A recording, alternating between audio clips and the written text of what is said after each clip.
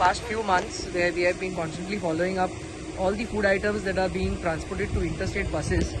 The positive side that we have seen is the items that were non-compliant earlier, like paneer, milk items. All these items now have been coming in proper refrigeration conditions with the labels, and it has been a very positive thing. But nevertheless, few of the vendors are still getting items without following the proper norms of labeling and without having proper bills.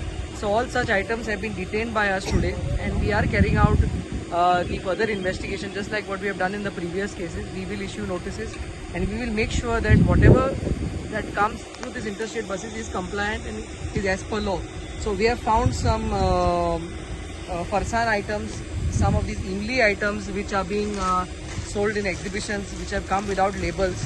Also, basa fish has been transported. It was refrigerated, but it was not having any labels. So all these products have been detained, and we are carrying out further inquiry in these matters.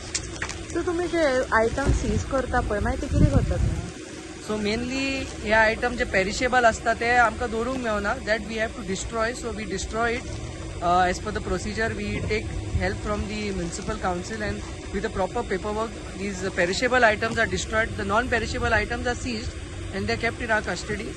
And once the samples are drawn, the cases are filed, and then the further course is decided whatever the law is.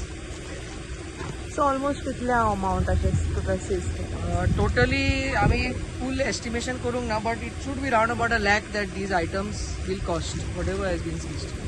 Subscribe Prudent social media channel and press bell icon for latest notifications.